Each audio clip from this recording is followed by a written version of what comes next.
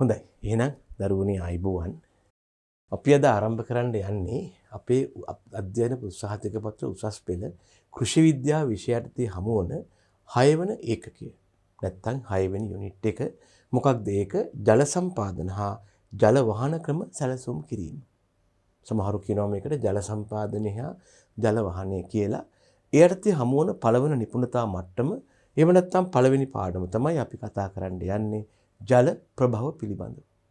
එතකොට අපිට පේනවා මේ මාතෘකාවෙන්ම මෙම ඒකකයේ තුල අපි ප්‍රධාන දේවල් දෙකක් කතා කරනවා. එකක් තමයි වගාවට වතුර දාන එක හේවත් ජල සම්පාදනය. අනික තමයි වැඩිපුර තියෙන ජලය ඉවත් කිරීම හේවත් ජල වහනය. මෙන්න මේ සංසිද්ධීන් දෙකම අපි මේ යටතේ කල්පනා කරනවා කතා කරන්න. හොඳයි. අපි එහෙනම් ඒ යටතේ පළවෙනි පාඩම ජල ප්‍රභව පිළිබඳවයි මේ කතා කරන්න යන්නේ. හරි? ඉස්සෙල්ලාම ප්‍රශ්නයක් මතුවෙනවා කාටද මේ ජල ප්‍රභව නැත්නම් water sources කියන්නේ කියලා. යම් භෝගයක ජල අවශ්‍යතාව සපුරාගත හැකි ප්‍රමාණයෙන් වසර පුරාම හෝ වසරේ යම් කාලයක් තුල ජලය ලබා ගන්න පුළුවන් මූලාශ්‍රවලට අපි කියනවා ජල ප්‍රභව හෙවත් water sources කියලා. දැන් මෙතන පොඩි ප්‍රශ්නයක් තියෙනවා. මොකක්ද මේ භෝගයක ජල අවශ්‍යතාව කියන්නේ කියලා. දැන් ළමයි භෝගයක ජල අවශ්‍යතාවට අපි ඉංග්‍රීසියෙන් කියනවා භෝගයක ජල අවශ්‍යතාවට අපි ඉංග්‍රීසියෙන් කියනවා water requirement කියලා.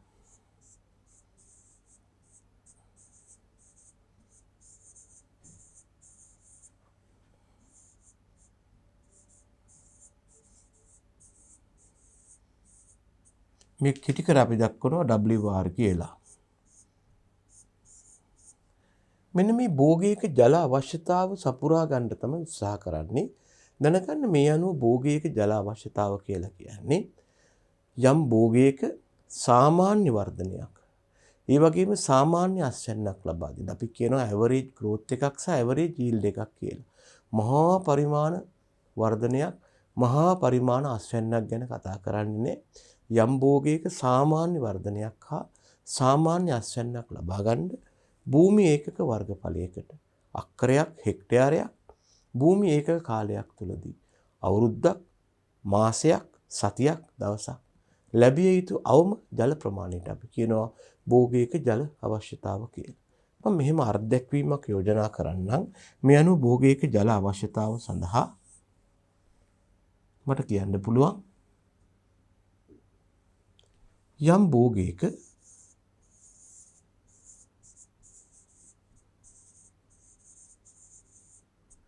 සාමාන්‍ය වර්ධනයක් හා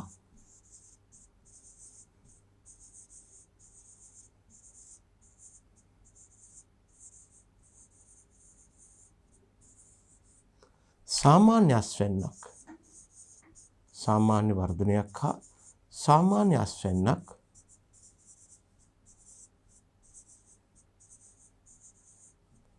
ලබා ගැනීම සඳහා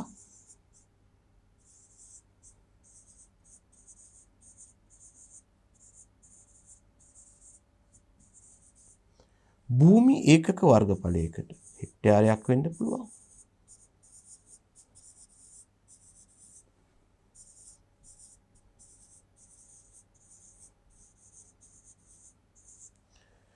භූමි ඒකක වර්ගඵලයකට ඒකක කාලයක් තුල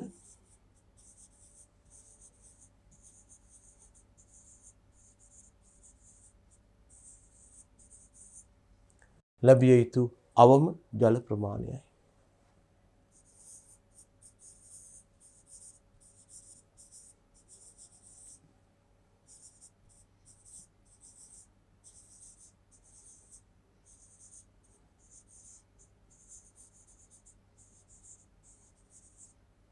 මේකට අපි කියනවා භෝගයක ජල අවශ්‍යතාව කියලා. අපි සාමාන්‍යයෙන් මේ භෝග ශාක වගා කරපුවාම ඒ වායේ ජල අවශ්‍යතාව සම්පූර්ණ කළ යුතු වෙනවා. එහෙම නැත්නම් අපිට සාමාන්‍ය වර්ධනයක් හෝ සාමාන්‍ය අස්වැන්නක් ලබා ගන්න බැරි වෙනවා. ඉතින් මේ විදිහට යම් භෝගයක මේ ජල අවශ්‍යතාව සපුරා ගන්න පුළුවන් විදිහට වසර පුරාම නැත්නම් අවුරුද්ද පුරාම හෝ වසරේ යම් කාලයක් තුල ජලය ලබා ගන්න පුළුවන් මූලාශ්‍රවලට ප්‍රභවයන්ට අපි කියනවා ජල ප්‍රභව කියලා. මොනෝක තමයි ජල ප්‍රභව සඳහා දිය හැකි වර්ගීකරණය. ඊළඟට මේ ජල ප්‍රභව වල තියෙනවා අධික විවිධත්වයක්. ඒ නිසා අපි ජල ප්‍රභව වර්ග කරන්නයි යන්නේ. අපි කියනවා ජල ප්‍රභව වර්ගීකරණය. දැනගන්න ජල ප්‍රභව වර්ග කරන්න ගියාම ප්‍රධාන පදනම් දෙකක් යොදා ගන්නවා. එකකට කියනවා ස්වરૂපය අනුව මේ ස්වરૂපයට තව නමක් සමහර යෝජනා කරනවා සම්භවය කියලා. මේකේ හැටි එහෙම නැත්නම් උපත ලැබුව ආකාරය. අනික තමයි එයා කොහෙද තියෙන්නේ? එයාගේ පිහිටීම අනුව. එහෙනම් අපි මෙන්න මේ ආකාර දෙකට අපි වගාවට ජලය ලබා ගන්න පුළුවන් ප්‍රභව නැත්නම් මූලාශ්‍රයවත් ජල ප්‍රභව වර්ග කරන්නයි යන්නේ. ඒවායි හැටි හේවත් සම්භවය හේවත් ස්වરૂපේ මත හා ඒවා කොහෙද පිහිටලා තියෙන්නේ කියන එක මත. ඉස්සෙල්ලම අපි කතා කරනවා ස්වરૂපේ හේවත් සම්භවයේ මත ජල ප්‍රභව වර්ගීකරණය. එතකොට මේවායේ පිහිටීම කොහෙද තියෙන්නේ කියන එක නැත්නම් උපත මත කොහොමද ඇති වෙලා තියෙන්නේ කියන එක මත ජල ප්‍රභව ආකාර දෙකයි. එකකට අපි කියනවා ස්වභාවික ජල ප්‍රභව, අනිකට කියනවා කෘත්‍රිම ජල ප්‍රභව. අපි ඉස්සෙල්ලාම බලනවා ස්වභාවික ජල ප්‍රභව. මේවට සමහරු කියනවා ළමයි natural water sources කියලා. ස්වභාවික කියන්නේ ඉබේ ඇති වූ නිසා. මේවට සමහරු කියනවා natural water sources කියලා.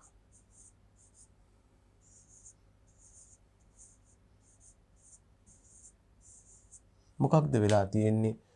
මානව ක්‍රියාකාරීත්වයකින් තොරව, ඒ කියන්නේ මිනිස්සුන්ගේ දායකත්වයක් නැතුව ඉබේ ඇති වෙලා තියෙන්නේ. මේවා මතුපිට ජල ප්‍රභව කියලාත් කියනවා. මේ හුඟක් වෙලාවට තියෙන්නේ පොළොව උඩින්දයි එහෙම කියන්නේ. right?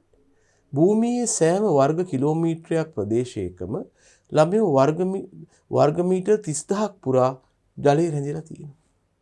ඒකට අපි කියනවා රැඳි ජලය කියලා. එහෙම නැත්නම් ඉංග්‍රීසියෙන් කියනවා retained water කියලා.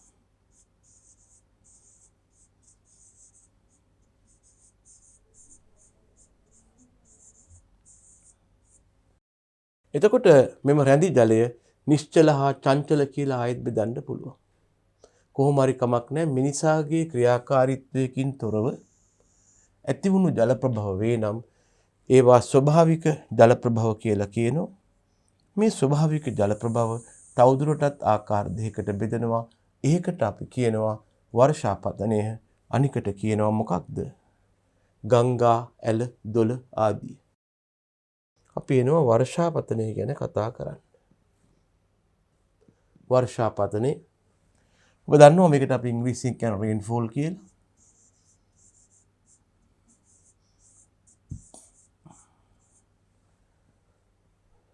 මේ අපට අවශ්‍ය මතු පිටට පොළොව උඩට හා භූගත හේවත් පොළොව ඇතුළට ජලය සපයන ප්‍රධානම ක්‍රමය වෙලා තියෙන්නේ මේ වර්ෂාපතනය. ඇත්තටම කිව්වොත් අපේ රටේ වගාවට ජලය සපයන ප්‍රධානම ක්‍රමය වෙලා තියෙන්නේ මේ වර්ෂාපතනය තමයි.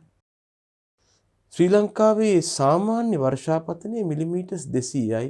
කොච්චර කාලයකටද මේ කතා කරන්නේ? වසරකට.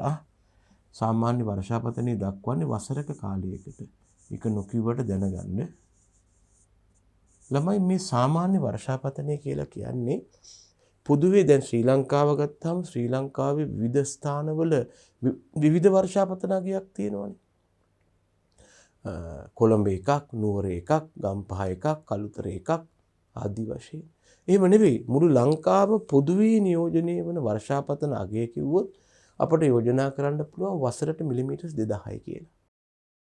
හැබැයි එහෙම කිව්වට මේක මිලිමීටර් 1000යි 5000යි අතර ලොකු විචලතාවයක තියෙනවා.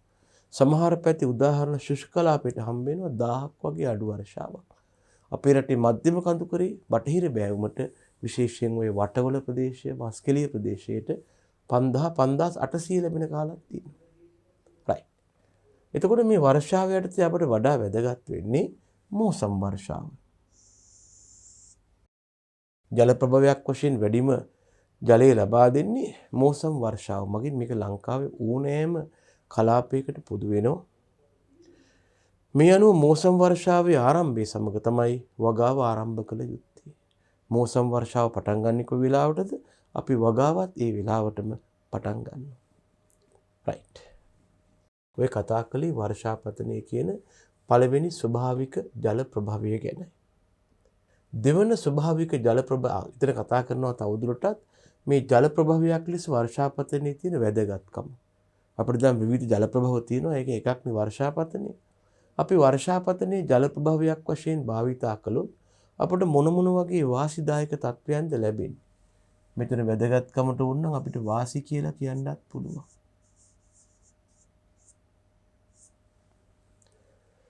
එකක් තමයි වර්ෂාපතනයේ ලැබෙන විශේෂ වියදමක් නේ. අපිට මේ ජලයේ වගාවට ලබා ගන්න වියදමක් නෑ, නිකම්ම අහසින් ඉඳලා වතුර ලැබෙනවා.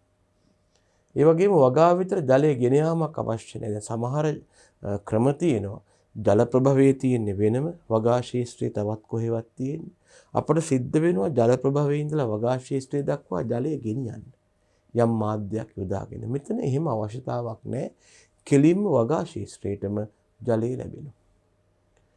ඒකයි මේ කියන්නේ ගෙන යන්න අවශ්‍ය නැහැ. කෙලින්ම වගාවටම ජලය ලැබෙනවා. ඒ නිසා මේ ජල ප්‍රභවයක් විදිහට වර්ෂාපතනයේ භාවිතා කරනකොට ඒ සඳහා යොදන්න ඕන ශ්‍රමය ගොඩක් අඩුයි. කාණු කපන්න දෙයක් නැහැ. අපි අවධානය යොමු කරන්න ඕනේ වහින වෙලාවට වහින. ඒ වගේ වාසි තියෙනවා වර්ෂාපතනය ජල ප්‍රභවයක් වශයෙන් වගාවට භාවිතා කරන උදවියට. නැත්නම් වැදගත්කම් තියෙනවා. හැබැයි කිසිම දෙයක ඉතින් වැදගත්කම් විතරක් නැහැනේ. මේකේ ගැටලු හේවත් අවාසිත් තියෙනවා.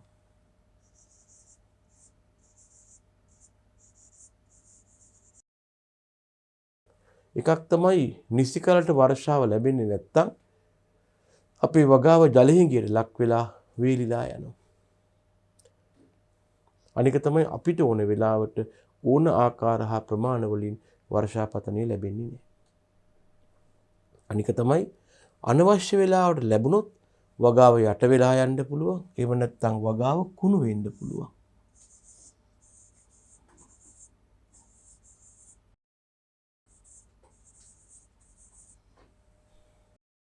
එහෙම නැත්නම් පරාග සීදී යන්න පුළුවන්. පුෂ්පීකරණ කාලේ වර්ෂාව ලැබුණොත් අනවශ්‍ය විදිහට පරාග සීදී යන්න පුළුවන්. දැනගන්න පරාග සීදී යාම ශාක පුෂ්පීකරණය අඩුවීමට පරාග සීදී යාම ඵලදැරීම අඩුවීමට හේතුවක් වෙනවා. ඒ වගේම අධික වර්ෂාව යටතේ අධික පාංශුකාදනයක් වෙන්න පුළුවන්. යම් පසක පවතින පෝෂක සීදී යාමෙහිවත් අපි කියනවා පෝෂක විශෝධනය කියලා.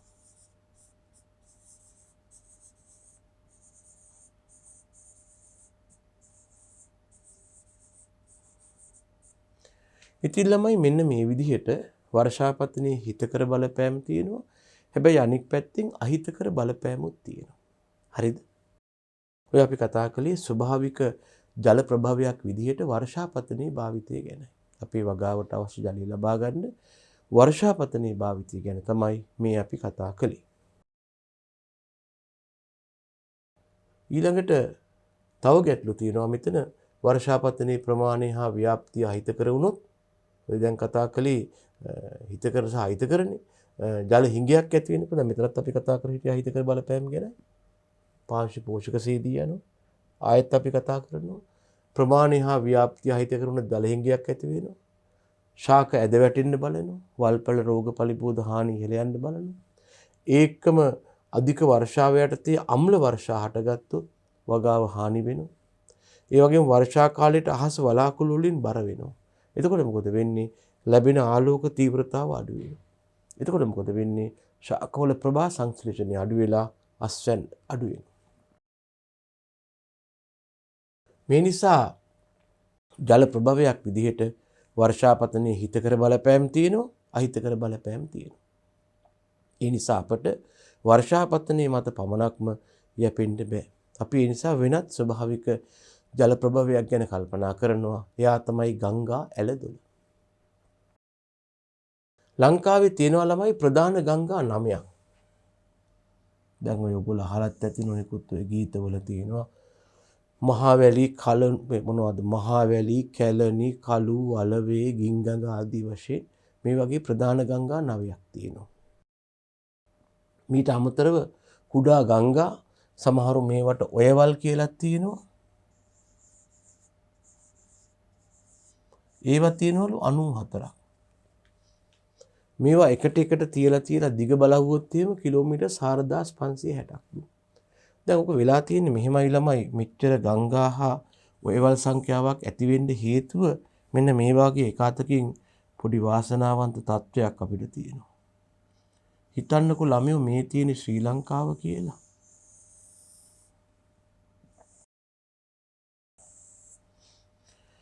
අපේ රටේ තියෙනවා මධ්‍යම කඳුකරයක්. මෙන්න තියෙනවා මධ්‍යම කඳුකරය. මේ මධ්‍යම කඳුකරයට තමයි වැඩිම වර්ෂාවක් ලැබෙන ප්‍රදේශ සේන්දු වෙලා තියෙන. ඒ නිසා අධික වර්ෂාවක් මෙහෙට ලැබිලා ඒ රැස්වන ජලය උපරිම මධ්‍යම කඳුකරේ රඳවාගෙන මොකද වෙන්නේ? ඊළඟට ගුරුත්වය යටතේ පහළ උච්චත්වයක තියෙන මුහුදට ගලාගෙන යනවා. මෙන්න මේ මධ්‍යම කඳුකරේ ආශ්‍රිත ප්‍රදේශවලට ලැබෙන වර්ෂා ජලය නැත්නම් අපදා ජලය මුහුද වෙත ගලාගෙන යාමට නිර්මාණය වූ මාර්ග තමයි මේ ගංගා ඇලදොල කියලා කියන්නේ. ඒතර මේකෙන් අපි දන්නවා ශ්‍රී ලංකාවේ මධ්‍යම කඳුකරේ ගත්තාම මේකේ වැඩිම වර්ෂාවක් ලැබෙන්නේ මධ්‍යම කඳුකරේ බටහිර බෑවුමට මේ පැත්තට. නැගෙනහිර බෑවුමට නෙවෙයි. ඒ නිසා මේ පැත්තට ලොකු වර්ෂාවක් ලැබුණාම ලොකු අතිරික්ත ජල ප්‍රමාණයක් ලැබෙනවා. ඒතර මේ ලැබෙන විශාල අතිරික්ත ජල ප්‍රමාණය මුහුදට ගලා බහින්න මොකද වෙලා තියෙන්නේ? ශ්‍රී ලංකාවේ මධ්‍යම කඳුකරේ බටහිර පැත්තට වෙන්න විශාල ජල මාර්ග ප්‍රමාණයක් පිළියෙල වෙලා තියෙනවා. ඔබට මේක අත්දකින්න පුළුවන් කොළඹ සිට ඔබ මාතර දක්වා විතර දුම්රියේ ගමන් කළොත් නැත්නම් බස් රථයක ගියොත් එහෙම හයිවේ එකේ නෙමේ සාමාන්‍ය මාර්ගයේ ඔබට මේ වගේ විශාල ප්‍රමාණයකින් දකින්න පුළුවන් වෙනවා මේ වගේ ජලය අඩාල වී. එතකොට අපි ගත්තොත් එහෙම මේ වැඩේ ආරම්භ වෙන්නේ අපි ගත්තොත් කැලණි ගඟ ඊළඟට හම්බ වෙනවා බෝල්ගොඩ ඔය ඒක නම් අපි ඉතින් වැදගත් නෑ කියමු. ඊළඟට කළු ගඟ හම්බ වෙනවා. ඊළඟට බෙන්තර ගඟ හම්බ වෙනවා. ඊළඟට ගින් ගඟ හම්බ වෙනවා. නිල්වලා ගඟ හම්බ වෙනවා. තව මේ තියෙන්නේ. ඉතින් මේ වාගේ මෙච්චර ජල ප්‍රවාහන ජල පාරවල් ගානක් හම්බ වෙන්නේ නෑ. ඒකට හේතුව මධ්‍යම කඳුකරේ මේ පැත්තට ලොකු වර්ෂාවක් ලැබුණාම ලොකු අතිරික්ත ජල ප්‍රමාණයක් ලැබෙනවා. ඒ නිසා ඒ වතුර මේ පැත්තේ පහත් බිම් ඔස්සේ තමයි ගලාගෙන යන්නේ. ඉතින් තව පොඩ්ඩක් උඩට ගියොත් අපිට මා ඔය හම්බ වෙනවා. තවත් ටිකක් උඩට ගියොත් හලාවත දක්වා දැදුර ඔයත් හම්බ වෙනවා. ඔබ හලාවත සිට මාතර දක්වා ගමන් කළොත් මේ විශාල ජල පහරවල් ප්‍රධාන ජල මාර්ග ටික හම්බ වෙනවා. මේ අතර ඔබට හම්බ වෙනවා විවිධ උපජල මාර්ග. උදාහරණයක් මාදු ගඟ. එහෙම නැත්නම් ඒ වගේ ජල පහරවල් හම්බ වෙනවා. ඇත්තට ප්‍රධාන ස්ථානයක් පොල්වතු මෝදර ඔය ආදී හම්බ වෙනවා. නමුත් මේවා තමයි ප්‍රධානම ජල මාර්ග ටික. දැදුරු ඔය, මා ඔය, කැලණි ගඟ, කළු ගඟ, බෙන්තොර ගඟ, ගින් ගඟ, නිල්වලා ගඟ ආදී වශයෙන් ජල පහරවල් හම්බ වෙනවා. එතකොට මෙන්න මේ ජල පහරවල් මීට අමතරව දැන් ඉතින් බටහිර බෑවුමේ ලැබෙන ජලයෙන් කොටසක් ගලාගෙන යන ලංකාවේ දිගම ජල පහරක් තියෙනවා. ඕක තමයි මහවැලි ගඟ කියන්නේ. ඕක කිලෝමීටර් 335ක් පමණ දිගින් යුක්ත වෙනවා. ඕක මධ්‍යම කඳුකරෙන් ආරම්භ වෙලා මේ පැත්තට යනවා. ඕක තමයි ප්‍රධාන ජල පහරකට තියෙන්නේ. මේ පැත්තට ලැබෙන වර්ෂාවත් අඩුයි. අනික් අතට ඉතින් ගලා යන ජල පහරවලුත් අඩුයි. ඒ ලොකු ජල පහරවල් ප්‍රමාණයක් අපේ රටේ මේ උතුරු නැගෙනහිර පැති වලට ලැබෙන්නේ නැහැ. අනික් අතට මේ දකුණු ප්‍රදේශයටත් එච්චරම නැහැ. මේ කලාපයේ තමයි හොඳින් ජලයෙන් පොහොසත් වෙලා තියෙන්නේ. එතකොට අපිට පුළුවන් හැබැයි වෙලා තියෙන්නේ මොකක්ද? මේ ගමන් කරන ප්‍රදේශයේ නැත්තම් මේ ජලය ගමන් කරන ප්‍රදේශය කෘෂිකාර්මික වශයෙන් ජල අවශ්‍යතාවක් සහිත ප්‍රදේශයක් නෙවෙයි. විතර පොඩි අවාසනාවන්ත තත්ත්වයක් තියෙනවා. මේ ජල පහරවල් මුහුදට ගලාගෙන බයින මේ පහත් බිම් ටික ලංකාවේ කොහොමත් වැඩිම වර්ෂාවක් ලැබෙන ප්‍රදේශ තමයි. කොළඹ, කළුතර, ගාල්ල, කෑගල්ල මේ වාගේ දිස්ත්‍රික්ක ඔස්සේ මේ වතුර පාර ගම්පහ ගමන් කළාට මේවායේ අවශ්‍යතාවක් නැහැ. මොකද දැන් මේ කළු ගඟ පටන් ගන්නේ අපි ගත්තොත් එහෙම මධ්‍යම කඳුකරයෙන් කියලා අපි කියමුකෝ. ඒ ජල පහර ගමන් කරන්නේ ඊට පස්සේ වැඩිම වර්ෂාවක් ලැබෙන දිස්ත්‍රික්ක පහු කරගෙන. රත්නපුර දිස්ත්‍රික්කය, කෑගල්ල දිස්ත්‍රික්කයෙන් කොටසක් වෙන්න පුළුවන්. කළුතර දිස්ත්‍රික්කයේ වෙන්න පුළුවන්. ඉතින් ඒව හරහා ගමන් කළයි කියලා ලොකු ජල අවශ්‍යතාවක් පිරිමැසෙන්නේ නැහැ කොහොමත්. මොකද ස්වභාවිකව මේ ප්‍රදේශයට ලොකු වර්ෂාවක් ලැබෙනවා. ඉතින් බැරි වෙලාවත් මේ ගංගාවන් ටික ලංකාව පුරා ඒකාකාරව ව්‍යාප්ත වෙලා තිබුණා නම් අපි ඊට වඩා ගොඩක් වාසනාවන්ත වෙන්න තිබ්බා. ජලයේ වැඩිපුරම වර්ෂා වශයෙන් ලැබෙන ප්‍රදේශ ඔස්සේම මේ වතුර පහරවල් ගලාගෙන යාම ටිකක් දෛවයේ සරදමක් වෙනවා අපිට. නේ? ඉන් පරිබාහිරව තමයි මහවැලිගඟ ගමන් කරන්නේ. ඒකයි අපි වැඩිපුර මේ ජලාශ හරස් කරලා මේ ජල පහරවල් හරස් කරලා මේ වෑයන් ජලය ලබාගෙන වියලි කලාපයක් අපට සංවර්ධනය කරගන්න බැරි වෙන්නේ මෙන්න මේ භූවිද්‍යාත්මක පිහිටීම නිසා. අපට බෑ විශාල ජල ප්‍රමාණයක් ගමන් කරන කළුගඟ සමහර ලාවට කළුගඟේ වාර්ෂිකව මුහුදට යන ජල ප්‍රමාණය මහවැලිගඟ ඉක්මවා යනවා සමහර වසරවල. සාමාන්‍යයෙන් වැඩිම ජල ප්‍රමාණයක් මුහුදට යන්නේ මහවැලිගඟ බව ඇත්තයි. නමුත් සමහර අවස්ථාවලදී විශාල ජල ප්‍රමාණයක් කළුගඟ ඔස්සේ ගලාගෙන යනවා. ලැබෙන වර්ෂාව මත ඒක වෙනස් වෙනවා. ඉතින් මේ තරම් අධික ජල ප්‍රමාණයක් කළුගඟ ඔස්සේ මුහුදට ගමන් කළා. මේ ජලයේ ගබඩා කරගෙන ජල හිඟෙන් පීඩා විඳින වියලි කලාපයට යවා ගන්න ක්‍රමයක් නැහැ. ඒකට හේතුව තමයි මේ කළුගඟ ගලාගෙන යන ප්‍රදේශයේ උච්චත්වය අඩුයි.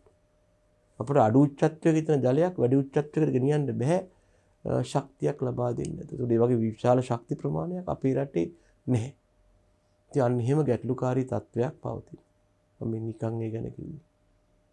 රයිට්.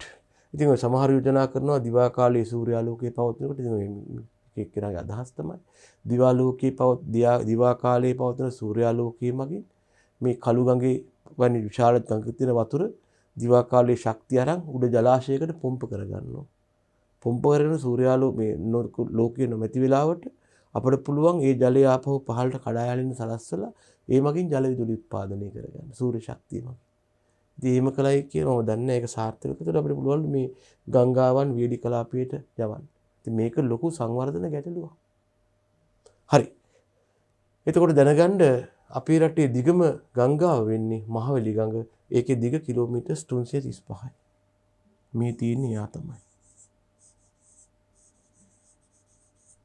රයිට්. ඊළඟට පතුලේ බෑවුම හා මේ වායේ වතුර ගලාගෙන යන ප්‍රවේගය මතත් වසර පුරාම තියෙනවද නැද්ද කියන එක මතත් අපට පුළුවන් මේ ජල ගමන් කරන මාර්ග නැත්තම් ගංගාවන් වර්ග කරන්න ආකාර තුනකට. එකකට අපි කියනවා සෙමින් ගලා බසින ගංගා. මේවායේ පතුලේ බෑවුම ටිකක් අඩුයි. පතුලේ බෑවුම අඩු හන්දා මේවා ගමන් කරන්නේ ටිකක් හිමීටයි. උදාහරණ මා ඔය නැත්තම් දැදුරු ඔය. ඊළඟට වේගයෙන් ගලා බසින ගංගා. මේවා වේගයෙන් ගලා බහින්න හේතුව තමයි මේවායේ පතුලේ බෑවුම ටිකක් අධිකයි. එතකොට ජලය වේගයෙන් මේ ඔස්සේ ගමන් කරනවා. පාංශුකාදන හැකියාවත් වැඩි. උදාහරණ බෙලිහුල් ඔය, කොත්මලේ ඔය. තව එකක් තමයි කාලයකට පමණක් පවතින ගංගා. මේවා වියලි කාලයේදී අර්ධව හෝ සම්පූර්ණයෙන් හිඳලා යනවා. ඒ නිසා කෘෂිකාර්මිකව විතරක් වැදගත් නෑ. මොකද කෘෂිකාර්මිකව ජලය අවශ්‍ය වෙන්නේ වියලි කාලයේදී. වර්ෂාව නැහැනේ. එතකොට ඉතින් ජලය ලබා ගන්න කියලා හිතන ගංගාව හෝ ඔයත් සිඳී ගියොත් බාගට සිඳී ගියොත් කෘෂිකාර්මිකව ඒකේ තියෙන වැදගත්කම අඩුයි. කවුද උදාහරණ? වස්ගමුව ඔය, එහෙම නැත්නම් බෝධිගොඩ ඔය. අපි මේ ගංගාවන් වර්ග කළා සෙමින් ගලා බසින, වේගයෙන් ගලා බසින හා වසරේ කාලයකට පමණක් තියෙන අය විදිහට. අපි මේ කතා කරන්නේ ගංගා ඇලදොල ආදී ජල ප්‍රවාහ විදිහට තියෙන වාසි. එක වාසියක් තමයි වර්ෂාව වගේ යම් කාලයකට හෝ මොහොතකට සීමා වෙන්නේ. වසර පුරාම අකණ්ඩව තියෙනවා. ජලය ගලාගෙන යකට. අනික තමයි මේවායේ ජලය ගලාගෙන යාමේදී මේ ජලය කැළතීමට ලක් වෙනවා. කැළතීමට ලක් වෙනවා කියන්නේ වායුගෝලීය ඔක්සිජන් සමග මේ ජලය මිශ්‍ර වෙනවා. එමගින් කාබනික ද්‍රව්‍ය ආදී වෙනම් වියෝජනය වෙලා මේ ගලා යන ජලය වඩා පිරිසිදු වෙනවා. නිශ්චල ජලයට වඩා ගලා යන ජලය පිරිසිදු වෙන්නේ ජලයේ ගලා යාමේදී එයා ගැටිලා වායුගෝලීය ඔක්සිජන් එක්ක සම්බන්ධ වෙලා කාබනික ද්‍රව්‍ය ඔක්සිකරණය මගින් වියෝජනය කරලා දෙන හන්දයි. අවාසි තියෙනවා. දැන් ගංගාවක ගමන් කරන ජලයේ වර්ෂාව වගේ විශාල ප්‍රදේශයක් පුරා ලබා ගන්න බෑ. මෙහෙම ගංගාවක් ගලාගෙන යනවනම් ඒක ජලයේ ස්වභාවිකව ඉතින් මේ ගංගාව ආශ්‍රිත සීමිත ප්‍රදේශයකට තමයි භුක්ති විඳින්න වෙන්නේ. ඒකයි අපි කිව්වේ ජල පහර අතල සීමිත ප්‍රදේශයකට පමණයි වැදගත් වෙන්නේ. අනික තමයි ජල මාර්ගයට වඩා ඉහළින් වගාබිම් බිහිట్లా තියෙනවා නම් මේවායේ ජලය නිකන් ලබා ගන්න බෑ. ඒකට ජල පොම්ප අවශ්‍ය වෙනවා. ඔය කියන්නේ ළමයි මෙන්න මේ වාගේ තත්වයක් ගැන.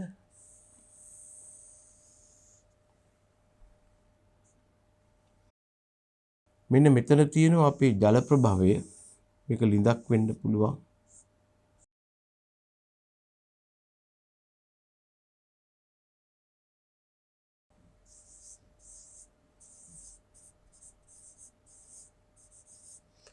ඒකට සාපේක්ෂව අපේ වගා ශීර්ෂයේ තියෙන්නේ මෙතන.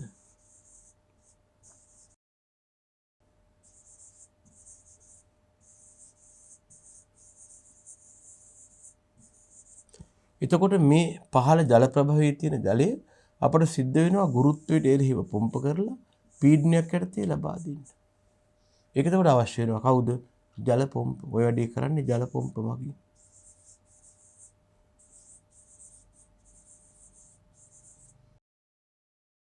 එතකොට මේ හැකියාව සෑම ගොවියෙකුටම නැත්නම් සෑම ස්ථානයකටම නැහැ. මේකට අධික මුදලක් වැය වෙනවා, තාක්ෂණයක් අවශ්‍යයි. ඒ නිසා මේ ගංගාවල තියෙන ජලය අපට සම්පූර්ණයෙන් උපයෝගී කරගන්න බැරි වෙලා තියෙනවා. දැන් මෙතෙක් මම කතා කළේ ස්වභාවික ජල ප්‍රභව මානව බලපෑමෙන් තොරව ඉබේ හටගත් ඒවා. එකක් වර්ෂාපතනය, අනික ගංගා ඇලදොල. දැන් කතා කරන්නේ කෘත්‍රිම ජල ප්‍රභව. ඒ කියන්නේ මොනවද? මිනිසාගේ ක්‍රියාකාරීත්වය හෙවත් මානව ක්‍රියාකාරීත්වයට තමයි ඇති වෙලා තියෙන්නේ. මේවා සමහර වෙලාවට පොළොව උඩ තියෙන්න පුළුවන්, සමහර වෙලාවට පොළොව යට තියෙන්නත් පුළුවන්. ආකාර කීපයක් වෙනවා. වැව්, එහෙම නැත්නම් වගාලින් හෙවත් කෘෂිලින්, එහෙම නැත්නම් ගැඹුරුලින් හෙවත් ආටිසියානු ලින්. අපි ඉස්සෙල්ලා බලමු වැව් පිළිබඳව. වැව් ඉංග්‍රීසියෙන් කියනවා ටැන්ක්ස් කියලා.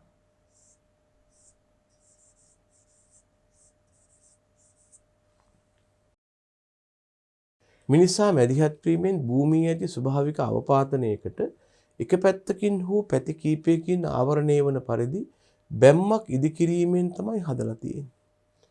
ළමයි වැව් කර්මාන්තය කියන්නේ මෙන්න මේ වාගේ දෙයක්. ඉස්සෙල්ලාම මේ වැවක් සෑදීමට යෝග්‍ය ස්ථානයක් තෝරගන්න ඕන. ඊයටතේ වැවක් හදනකොට අපි බැම්මක් බැඳලා තමයි ජලය රඳවගන්නේ. වැවක් කියන්නේ 100%ක්ම ස්වභාවික ජලාශයක් නෙවෙයි. දැන් අපිට වැවක් හදනවා නම් මේ වගේ යම් පැත්තක කඳු තියනවා වෙන්න පුළුවන්. මේ විදිහට. එතකොට විශාල කඳු ප්‍රදේශයක ඉඳලා එන ජලය පහළට ගමන් කරනවා. ගමන් කරලා මෙන්න මේ ප්‍රදේශයේ රැස් වෙන්න බලනවා. මේ ජලය කඳු වලට වර්ෂාව ලැබිලා ගහගෙන එනවා. එවිල්ලා කඳු පාමුල මේ ප්‍රදේශයේ රැස් වෙන්න බලනවා. හැබැයි ජලය රැස් වෙන්නේ නැතුව අකණ්ඩව ගලාගෙන යනවා නම් අපට කළ හැකි දෙයක් තියෙනවා. බැම්මක් රහිත ප්‍රදේශයේ මතින් යම් බැම්මක් ඉදි කරනවා. මේකට තමයි වැව් බැම්ම කියලා අපි කියන්නේ. මේ වගේ පොඩි බැම්මක් හදන්න පුළුවන් අපිට. මේ වගේ.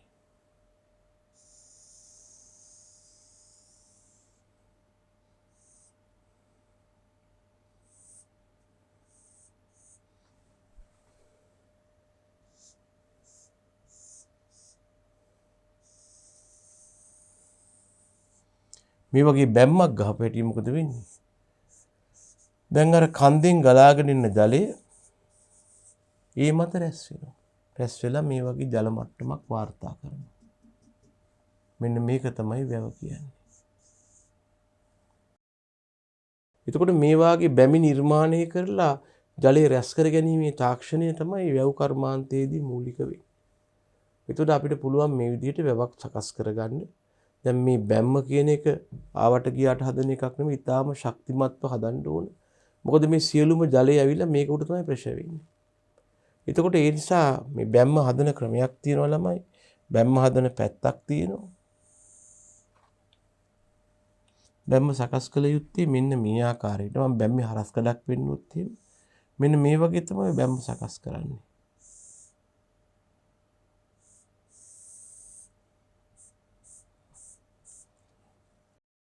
මේ තියෙන වැවේ ජලය වෙන්න පුළුවන්.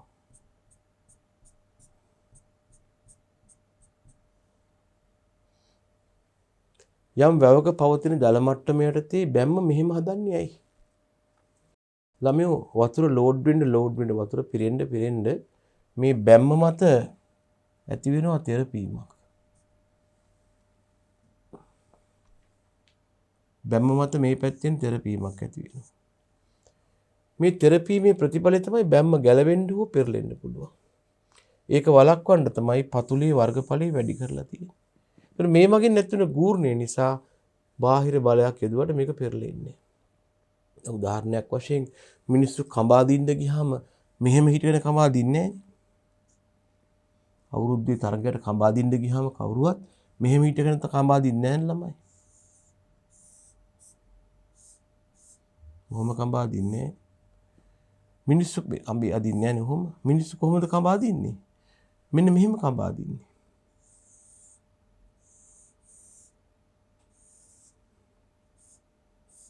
පුළුවන් තරම් පාද ඈත් කරගෙන තමයි අදින්නේ. එතකොට එයාට හොඳ ගූර්ණයක් ලබා ගන්න පුළුවන්. මේ වගේ තර්කයක් මෙතන තියෙන්නේ. බැම්මේ මේ වර්ගඵලය වැඩි කරලා තියෙන්නේ මේක පෙරලෙන එක වළක්වන්න. මේ බැම්ම.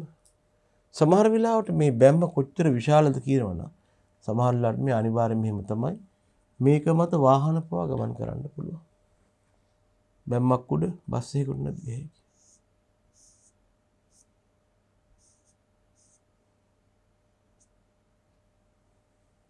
ඒ නිසා මේක ලොකු ව්‍යුහයක් වෙනවා.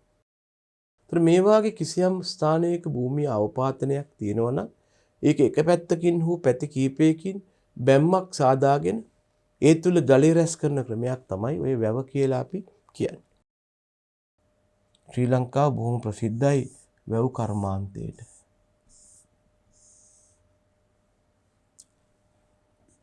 කියනවා මිනිසා මැදිහත් වීමෙන් භූමියේ ඇති ස්වභාවික අවපාතනයකට එක් පැත්තකින් හෝ පැති කීපයකින් ආවරණය වන පරිදි බැමි ඉදිකිරීමෙන් මේවා නිපදවා ඇත.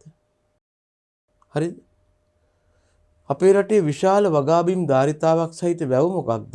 පරාක්‍රම සමුද්‍රය.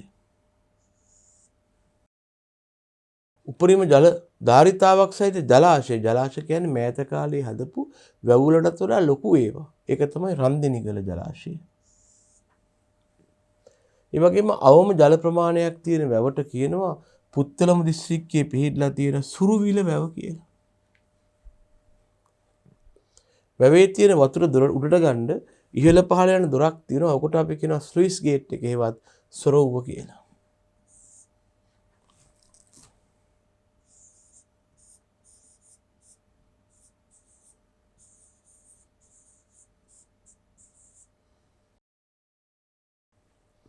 right?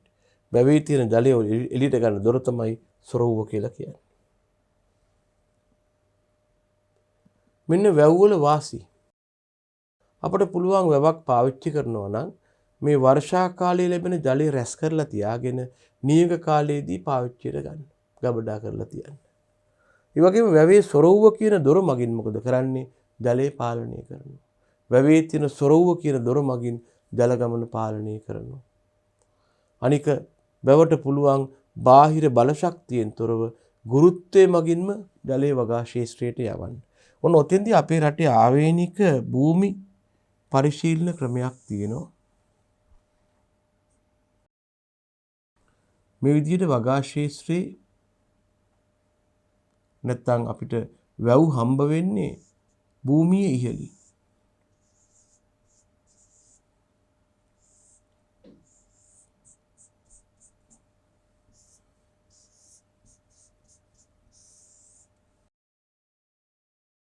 මේක තමයි වැව, මේක තමයි ජලය ගබඩා කරලා තියෙන්නේ. දැන් වගා ශේෂ්ත්‍රයේ තියෙනවා ඊට පහළින්.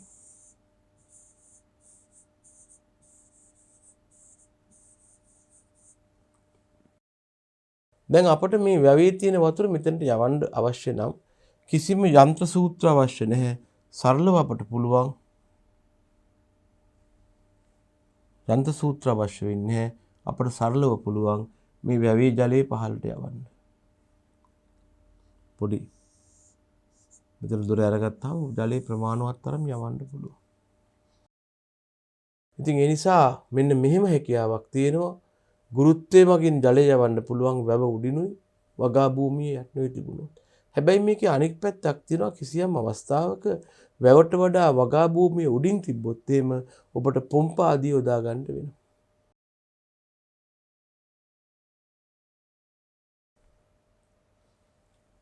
හැබැයි වැව් වල අවාසි තියෙනවා. ජල ප්‍රභවයක් වශයෙන් වැව් යොදා ගන්න ගියාම මේකේ අවාසි තියෙනවා. එකක් තමයි විශේෂයෙන්ම වර්ෂා කාලේ වර්ෂා ජලය මගින් පමණක් පෝෂණය වෙන වැව් තියෙනවා. ඒවට අපි කියනවා රේන් ෆෙඩ් ටැන්ක්ස් එවත් වර්ෂා පෝෂිත වැව් කියලා කියනවා. මෙන්න මේ වැව් වලට අපි කියනවා ළමයි වර්ෂා පෝෂිත වැව් කියලා.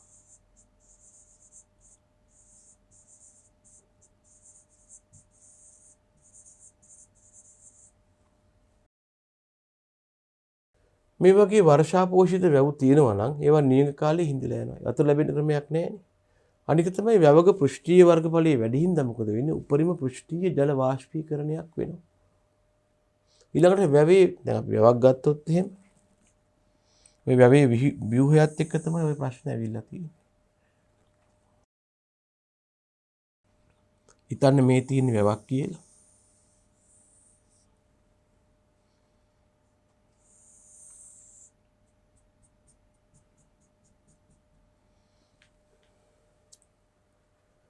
මේකේ තියෙන්නේ අඩු ජල ප්‍රමාණයක්. එතකොට මොකද වෙන්නේ? මේ ජල ප්‍රමාණය අඩු නම් මේකෙන් නඩත්තු කරන්න පුළුවන් ඉඩම් ප්‍රමාණයත් අඩු වෙනවා. අනික තමයි සමහර වැව් වර්ග තියෙනවා ඒවට හොඳ ජල සැපයුමක් නැහැ. එතකොට ඒකේ ප්‍රශ්නයක් තියෙනවා. අනික මේ තියෙන අඩු ජල ප්‍රමාණයත් අධික පෘෂ්ඨීය වාෂ්පීකරණය මගින් වාෂ්ප වෙලා ඉවත් වෙනවා. ඒකත් හිතකර ලක්ෂණයක් වෙන්නේ නැහැ.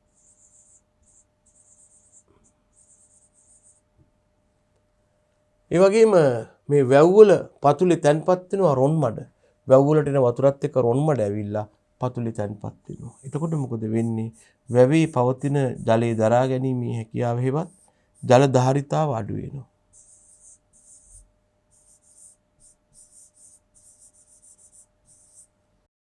එතකොට වැව මගින් ලබා දිය හැකි වාරි මාර්ග නැත්තම් ජල සම්පාදන දායකත්වය අඩු වෙනවා. අනික වැවෙන් ලබා ගන්නා ජලය සමග වගාවට වල්පැල රෝග හා පලිබෝධානය ඇතුල් වෙන්න පුළුවන්. මොකද අපි දන්නේ නැහැ මර්ධනය වෙලා නැති වුණොත්. අනික තමයි වැව් වල ජලය ගබඩා කරලා තිබ්බම හොයාගෙන තියෙනවා මේක දවසින් වෙන වැඩක් නෙමෙයි. ක්‍රමානුකූලව වැව් ජලයේ තියෙන ලවණතාව වැඩි වෙනවා කියලා.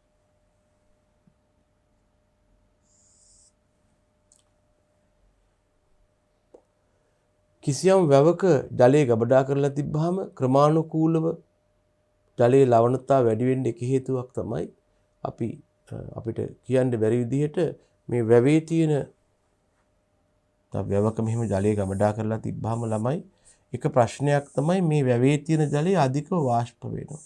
දැනගන්න ලවණ වාෂ්ප වෙන්නේ නැහැ. සංසෘත ජලයයි වාෂ්ප වෙන්නේ. මේ මගින් වැව් වල තියෙන ලවණ සාන්ද්‍රණය ඉහළ යන්න පුළුවන්. අනික තමයි වැව් වල තියෙන ලක්ෂණයක් තමයි වැවට අයිතිකාරයෙක් නැහැ. හැමෝටම පුළුවන් වැවේ තියෙන ජලය භාවිතා කරන්න.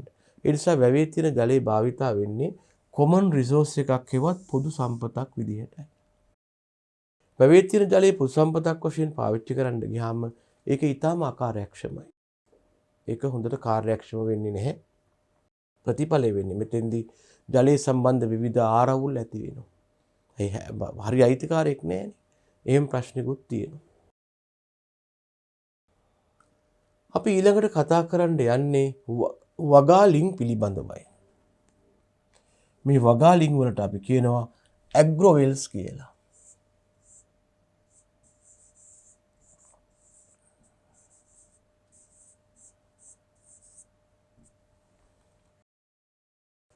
ඇග්‍රෝවෙල්ස් එවත් වගාලින් කියලා කියන්නේ ලිං තමයි. හැබැයි මේවා කෘෂිකාර්මික කටයුතු වලට අපේ ගොවිතැන් කටයුතු වලට ජලය ලබා ගන්න පිළියෙල කරපු ලිං. නිකං ලිං නෙමෙයි. ඉතින් වැවට සාමාන්‍ය ජල ප්‍රමාණය මදි හින්දා ජල ප්‍රමාණය වැඩි කරගන්න මේ වගාලින් වඩා විශාල ප්‍රමාණ වලින් තමයි හදන්නේ. සාමාන්‍යයෙන් වගාලින්දක ගැඹුර මීටර්ස් 10ක් වෙනවා. එහෙම නැත්නම් 7.6 9.1 වාගයක් වෙනස් වෙනවා. ඒ මේ ලිඳේ ගැඹුර පළවෙනි මීටරය 4.6යි. ඒකද මෙහෙමයි. වැව හදද්දී මේ වැවේ ලිඳේ තියෙන ගැඹුර ගත්තාම මේකේ පළවෙනි මීටරේ අඩුම ගානේ විස්කම්භය මීටර් 4.6ට වඩා වැඩියෙන් හදන්න ඕනේ. ඒක පොඩි නීතියක් තියෙනවා වගාලින් වල මෙන්න මෙහෙම එකක්. ඒකයි මේ කියන්නේ. වගාලින්ද හදද්දී උඩ තියෙන ප්‍රදේශය වැඩි විස්කම්භයකින් හදන්න ඕනේ.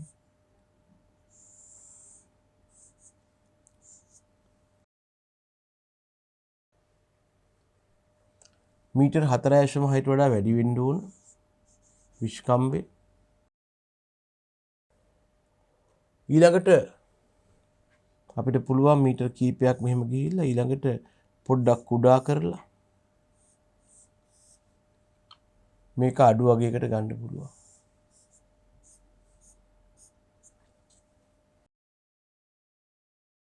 අනික තමයි මේ ලිඳට සත්තු වැටෙන්න පුළුවන්. මේක තියෙන්නේ වගාලින් තියෙන හුඟක් වෙලාවට ඔය කැලෑබඳ ප්‍රදේශවල.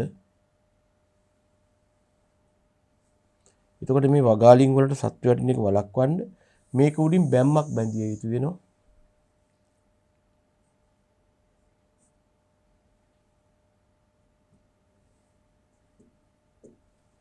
මේ වගේ බැම්මක් බඳිනවා වැව්වට. මේ වගාලින්ද වට.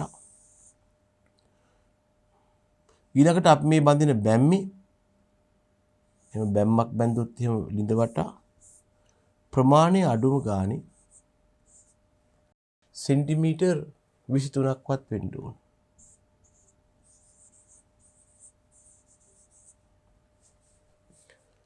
දැනගන්න මේ වගාලින් හිවත් කෘෂිලින් මෑත කාලයේදී අපේ රටේ ශීඝ්‍රයෙන් ව්‍යාප්ත වුණා. මේ සඳහා කෘෂිකාර්මික සංවර්ධන අධිකාරිය කියලා රාජ්‍ය ආයතනයක් තිබුණා. ඒ මගින් වගාලින්දක් කපා ගන්න රුපියල් 65000ක සහනාධාරයක් ලබා දුන්නා. ප්‍රතිඵලය වුණේ මොකක්? මේ සහනාධාරය යටතේ වගාලින් 10000ක් මිනිස්සු පිළියෙල කරගත්තා.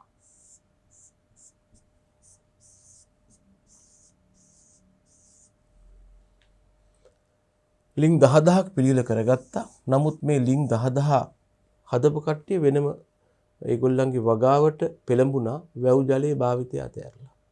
ඉතින් මේක එක්තරා ආකාරයක සාර්ථක වැඩසටහනක් වගාලින් හඳුන්වා දී. මේ කියන්නේ අර සහනාධාරය යටතේ වගාලින් 10000ක් රට පුරා ඉදිපු අතර මෙයින් විශාල ප්‍රමාණයක් අදටත් සාර්ථකව ක්‍රියා කරනවා. මෙම වගාලින් වලින් ජලය ලබා ගන්න වඩාත් යෝග්‍ය වන්නේ ජල පොම්ප. අපි ජල පොම්ප ගැන පස්සේ කතා කරනවා. හැබැයි සාමාන්‍ය ජල පොම්ප වලට අමතරව වගාලින් වලින් ජලය ගන්න රැහන් පොම්පේ හා ආණ්ඩියා ලිඳ කියන උපක්‍රමේ භාවිතා කරනවා. දැනගන්න අපි වගාලින්දේ ඉඳලා වගාව දක්වා ලොකු දුරක් තියෙනකොට ඒකට අපට ජලහානිය අධික වෙනවා. ඒ නිසා ජල ප්‍රභවයේ ඉඳලා වගා ශේෂ්ත්‍රය දක්වා දිග දුරකට ජලය ගෙනියන්න ඕන නම් ඔයාලට සිද්ධ වෙනවා නල භාවිතා කරන්න. හරිද? මෙන්න වගාලින් වල වාසි එකක් තමයි ජලයේ වඩා කාර්යක්ෂම භාවිතාවය. ඇත්තටම ওই වගාලින් ගැන කතා කරන්න හේතුව මේකයි. මේක අහගන්න එක දැනුවත් වෙන්නකෝ. ඔය වැව් මගින් ජලය ලබාගෙන භෝග වගා කරන්නේ අපේ රටේ වියලි කලාපයේ. ඒතර වියලි කලාපයේ ප්‍රශ්නයක් වෙලා තිබුණා. මොකක්ද? මෙහෙම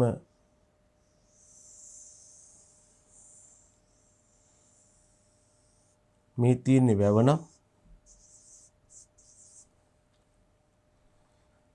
මෙහෙම කට්ටියක් ඉතින් වැව් පාමුල වාසය කරනවා. ඒතර මේ වැව මගින් ලැබෙන ජලය ඔක්කොටම එක හා සමානව ලබා ගැනීමේ ගැටලුව තිබුණා. හුඟක් අය වැවේ තියෙන ජලය අරගෙන කුඹුරු යායවල් වල ඉහළින් තියෙන කුඹුරු ටික ආශ්‍රද්ද ගත්තා. පහළ උදවියට ජලය ලැබෙන්නේ නැතුව ගියා. එතකොට මේ ජලයේ සඳහා යම් යම් ආරවුල් ඇති වෙන්න පටන් ගත්තා. දැන් අපි කී හිටියේ මේ විදිහට වැව තිබුණා. වැවට පහළ මිනිස්සු ගොඩක් පදිංචි වෙලා හිටියා. හැබැයි මේ වැවේ තියෙන සීමිත ජල ප්‍රමාණය මේ විශාල මිනිස්සු ප්‍රමාණයකට ප්‍රමාණවත් වුණේ නැහැ. මේකෙන් මොකද වුනේ? වැව ආසන්නයේ උඩින් ඉන්න මිනිස්සු මේ ජලය ලබා ගන්නවා. ජලය ලබාගෙන වැඩ කරනවා. පහළ අයට ජල හිඟයක් මතුවෙනවා. මේ නිසා මෙතන ඇති වුණා ආරවුල්. මේ ආරවුල් වලින් මොකද රජය කල්පනා කළා මේක ලොකු ප්‍රශ්නයක්. හැමදාම ආරවුල් තියෙනවා. මේ தත්ත්වය වළක්වන්න මොකද රජය කළේ? අර ආරවුල් කාර්යෝ ටික අරගෙන ඒගොල්ලන්ට යම් ආකාරයකට මේ වැව්වල ජලය ලබා මේ වගාලින් කපා ගන්න අවස්ථාව ලබා දුන්නා. තනියම කරන්න බැරි හින්දා සහනාධාර දුන්නා. හැබැයි ඊට පස්සේ පොඩ්ඩක් මේ ජලය සම්බන්ධ ආරවුල් අඩු වුණා. ඒක හොඳ වාසියක් වුණා. ඊළඟට හැබැයි මේ මිනිස්සු මොකද කළේ? දැන් වැවේ වතුර හම්බ වුණාම අපට ඕන වෙලාවට වගා කරන්න බෑ. වැවෙන් වතුර ලැබෙන වෙලාවට තමයි වගා කරන්නේ ආරම්භ කළ යුතු වන්නේ. හැබැයි මෙතන ළමයි එහෙම එකක් නැහැ. දැන් කවුරු හරි කෙනෙක් මේ විදිහට වැවේ වතුර ලබා ගන්න නැතුව වැඩ කරනවා නම් එයා ගාව තියෙනවා වගාලින්දක්. එයාට වගාලින්දෙන් වතුර අරගෙන වැඩ කරන්න පුළුවන්. ඒ නිසා ගොවීන් අතර ජලය සඳහා තියෙන ආරවුල් අඩු වුණා මේ තර්කය නිසා. ඒ වගේම ගොවීන්ට Taman කැමති ඕනෑම අවස්ථාවක කැමති ඕනෑම ප්‍රමාණයකින් ජලය පාවිච්චි කරන්න පුළුවන්. ඒත් වගාලින්ද එයාගෙන. ඒ නිසා ගොවීන් කන්නේන් බැහැර දැන් මේ වැවෙන් වතුර අරන් වගා කන්නේ පටන් ගන්නවා. මේගොල්ල කලේ මොකක්ද? කන්නේන් බැහැර වසර පුරාම භෝග වගා කරන්න පටන් ගත්තා. මේ මගින් මොකද වුනේ? ඒගොල්ලන්ගේ ආදායම අර වැව්වල වැඩ කරන අයගේ ආදායම වාගේ 5 ගුණයකින් පමණ ඉහළ ගියා. අරගොල්ල රුපියල් 1000ක් ගන්නකොට මේගොල්ලන්ට 5000ක් හම්බ වුණා. ඉතින් ඒ නිසා මේක ලොකු ප්‍රවණතාවක් වුණා. මේක ඉතා සාර්ථක ව්‍යාපෘතියක් වුණා. එතකොට ගොවීන්ට එක ගොවියෙකුට වසරක් තුලදී වැඩි කන්න ගාණක් වැවේ වතුර වගාලින්දේ වතුර තියෙනවා ටක් ගාලා වගා කරගන්නවා වතුර පාවිච්චි කරනවා විකුණනවා. ආයෙ වගා මේ පරම්පරාවක් ආරම්භ කරනවා භෝග වගා පරම්පරාවක් වැවේ වතුර ගන්නවා එහෙම කරගෙන යන්න පුළුවන් වුණා. එතකොට වගාලින්දක් කියන්නේ ගොඩාක් දැන් වැවක් ගත්තාම ළමයි වැව තියෙන්නේ මෙහෙමනේ. නිකන් පීරිසියක් වගේනේ වැව කියන්නේ. ඔන්න ඔහොම එකක් නේ. නොගැඹුරුයි පෘෂ්ඨීය වර්ගඵලයේ වැඩි. ඒ හන්ද මොකද වෙන්නේ? විශාල පෘෂ්ඨයකින් වාෂ්පීකරණ හානියක් තියෙනවා. හැබැයි වගාලින්දක් ගත්තාම මොකද වෙලා තියෙන්නේ? මේක ගැඹුර ගොඩක් වැඩි පෘෂ්ඨීය වර්ගඵලයේ අඩුයි. ඒ නිසා මේකෙන් සිදුවන වාෂ්පීකරණය බොහොම අඩුයි. අනික තමයි වැවක ජලය වගාලින් වල කට්ටිය මෙන්න මෙහෙම කරන්න පටන් ගත්තා. ඊට පස්සේ රජය මේක තහනම් කළා. දැන් හිතන්නකෝ ළමයි මේ තියෙන්නේ වැවක් කියලා. මෙන්න තියෙනවා වැවක්. පොළොව මට්ටම කොහොම බැම්මක් දාලා මෙන්න වැව හදලා තියෙනවා ළමයි. ඉතින් වැවේ බැම්ම ඔහොම තියෙනවා. මේ පහළ තමයි වගාලින් කපන්නේ මිනිස්සු. මේ හරිය මිනිහෙක් වගාලින්දක් කපනවා.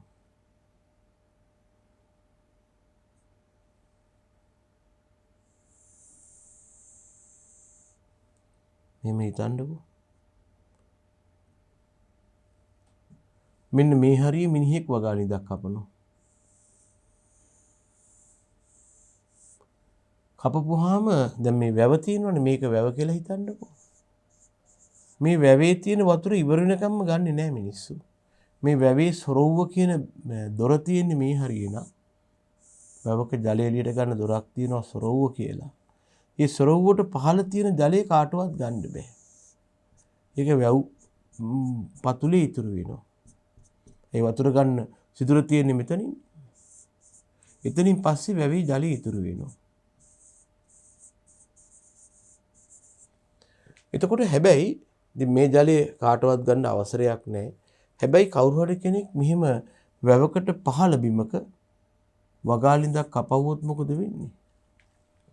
මේ ජලය මෙහෙම ඉතුරු වෙන්නේ නැහැ ළමයි.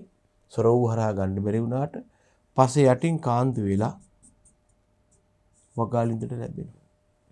ඉතින් ඒ නිසා දැනගන්න මේ වගාලින් කර්මාන්තයේ මගින් නරක වැඩක සිද්ධ වුණා මොකක්ද? වැව්වල තියෙන ජලය උඩින් ගන්න බැරි වුණාම යටින් ලබා ගන්න තත්වයක් ඇති වුණා. මෙන්න මේ හන්ද රජයේ ඊට පස්සේ තීරණයක් ගෙනාවා වැවක ඉඳලා නිශ්චිත දුරක් යනකම් වැවට පහලින් වගාලින් කැපීම තහනම් කළා. මෙතන මිනිස්සු වතුර පාවිච්චි කරන්න පටන් ගත්තා. ඒකයි මම මේ මතක් කළේ.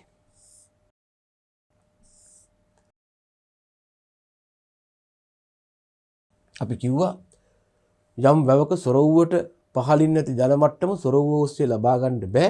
හැබැයි පොළොව යටින් වගාලින්දකින් ගන්න පුළුවන්. අනික තමයි මේ වගාලින්ද අපි හදන්නේ ඉඩමෙමයි. එතකොට ජලයේ වැවක ඉඳලා වායි ගොඩක් දුර ගෙනියන්න ඕනේ නැහැ. තමන්ගේ ඉඩමෙම වගාලින්ද තියෙනවා ජලය ගන්න පුළුවන්.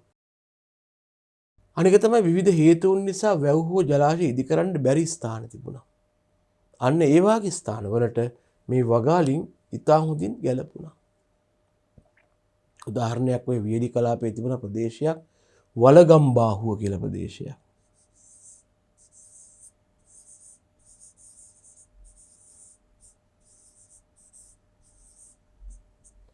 මෙන්න මේ ප්‍රදේශයේ වැව් සකස් කරන්න අමාරු වෙලා තිබුණා.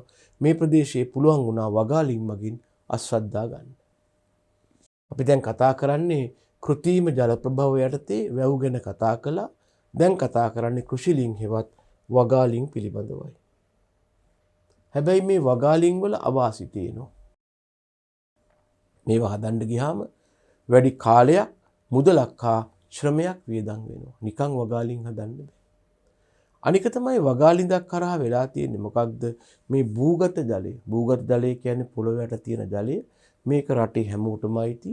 මේක වගාලින්දක් කියලා සිදුරක් කපාගෙන කවුරු හරි කෙනෙක් තනියම භුක්ති විඳිනවා. මේක එච්චර හොඳ දෙයක් නෙවෙයි.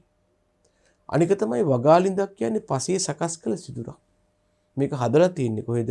වගා ශේෂ්ත්‍රයේමයි. අපි වගා ශේෂ්ත්‍රයට අධිකව කිමිකල් වර්ග නැත්තම් කෘෂි රසායන ගහනවා. මේ කෘෂි රසායන මේ වගාලින්ද කියන සිදුර හරහා ගමන් කරලා භූගත ජලයට එකතු වෙලා භූගත ජලයේ දූෂණය වීමේ ගැටලුවක් තියෙනවා. අනික තමයි දැන් අපේ රටේ ක්‍රමයක් වෙලා තියෙන එක ගොවියෙක් වගාලින්දක් හාරගෙන වැවේ ජලය ගැන බලාපොරොත්තුවක් නැතුව වගාලින්දක් හාරගෙන ඒකෙන් ගොවිතැන් කරන් යද්දි මොකද වෙන්නේ? අනික සියලුම දෙනාත් මේක ලාභෙ දිහා බලලා අනුකරණය කරලා වගාලින් හාරනවා. ඉතින් මෙහෙම ඔක්කොම ළඟින් වගාලින් හාරවුවාම මොකද වෙන්නේ? භූගත ජලය වැඩි වෙන්නේ නැහනේ. සියලුම ලින් ටික හිඳලා යනවා.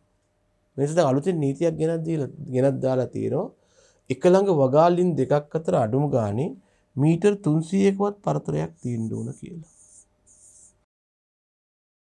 එහෙම නැත්නම් වගාලින් ඔක්කොම සිඳී යාමේ අවදානමක් තියෙනවා. අපි කතා කළේ වගාලින් පිළිබඳවයි. ඒ වගේම අපි වගාලින් වලින් ජලය ලබාගෙන භෝග වගා කරන්න ගියාම ඒ නිෂ්පාදන අලෙවි කරන්න ගියාම ඇති වෙනවා ගැටලු. මේ ගැටලු වලට උත්තර හොයන්න ගොවීන් සමූහයක් නැහැ. තනි ගොවියෙක් තමන්ගේ ජලයෙන් වගා කළේ. ඉතින් ඒ නිසා ඔහු තනි වෙනවා. ඔහුට ඒ ගැටලු වලට තනියම මුහුණ දෙන්න වෙනවා. දැන් වැවේ වතුර අරන් වගා කරනවා නම් ගොවීන් විශාල ප්‍රමාණයක් ඉන්නවා. ඒ ඔක්කොම උදව්වට එනවා. නමුත් දැන් මම තනියම මේකට මුහුණ දෙන්න ඕන. අනික තමයි මේ රට මැද වැව් මේ වගාලින් කපපුවාම මුහුදු ජලය ඇතුල් වෙනවා ඒ මුහුදු බඩ කලාපයේ තියෙන ලිං වලට. ඒ කියන්නේ මෙන්න මේ වාගේ දෙයක්. හිතන්නකො මේ තියෙන ශ්‍රී ලංකාව කියලා.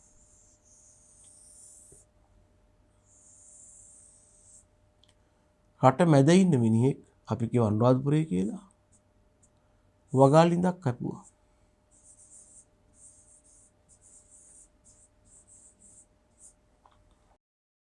කපපුවාම මොකද වුනේ? එයාගේ වගාලින්දේ ජලය පිරුණා. ඒකය අධිකව මේ වගාලින්දෙන් ජලය නිස්සාරණය කරනවා. දැන් දැනගන්න මේ සාගරයේ ජලය පොළොව යටින් උඩට තල්ලු වෙන්නේ නැත්තේ ඇයි? භූගත ජලය මගින් මේ පැත්තට තල්ලු කරනවා. සාගරයේ තියෙන ජලය මෙහාට එන්න try කරනවා. නමුත් භූගත ජලය මගින් ඒක අනිත් පැත්තට try කරනවා. තල්ලු කරලා දානවා. ඉතින් අධිකව භූගත ජලය නිස්සාරණය කරද්දී මොකද වෙන්නේ? ක්‍රමානුකූලව මේ කරදිය හෙවත් සාගර ජලය ගොඩබිම් පැත්තට ගමන් කරනවා. ප්‍රතිඵලය වෙන්නේ මේ සමහර සාගර කලාපයේ තිබිච්ච ලිං වල ජලය ලුණු රහ වෙන්න පටන් ගත්තා. හොයාගෙන ගියාම හේතුව වෙලා තියෙන්නේ මේ වගාලින් කර්මාන්තය. දැන් මෙතෙන්දී යම් පුද්ගලයෙක් කරන දෙයක් මගින් වෙනත් පාර්ශ්වයකට බලපෑමක් ලක් වෙනවා. S දා ගෙවීම කරලා නැත්නම් ඒකට අපි කියනවා නැත්නම් වන්දි ගෙවීමක් කරලා නැත්නම් ඒකට අපි කියනවා බාහිරතාවක් කියලා.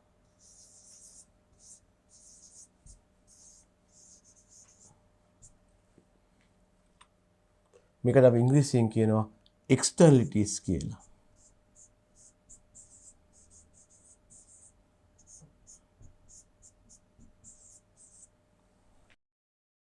එතකොට දැනගන්න මෙන්න මේ වගේ බාහිරතාවක් ඇති වෙනවා මේ මිනිස්සයා වගාලින් කපලා අධිකව භූගත මිරිදිය ජලය නිස්සාරණය කරපුවාම.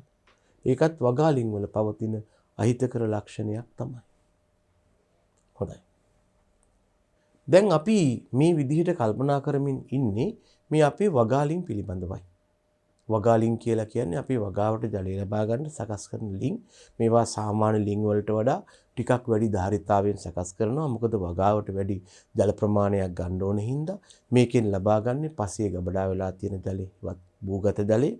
එතකොට භූගත ජලය කියලා කිව්වහම අර මතු පිට තියෙන වැව් වලට වඩා ඒකත් කෘත්‍රිම එකක්. මේක විශේෂ වෙනවා. මොකද මේ භූගත ජල ලබා ගන්න හදන වැවක අයිතිකාරයා තනි මිනිහෙක්. එයා තමයි ජලය ලබා ගන්න. ඉතින් මෙහෙම එයා වගාලින් වලින් ජලය ගත්තාම එයාට ලැබෙන විවිධ වාසි ගැනයි මම මේ කතා කළේ.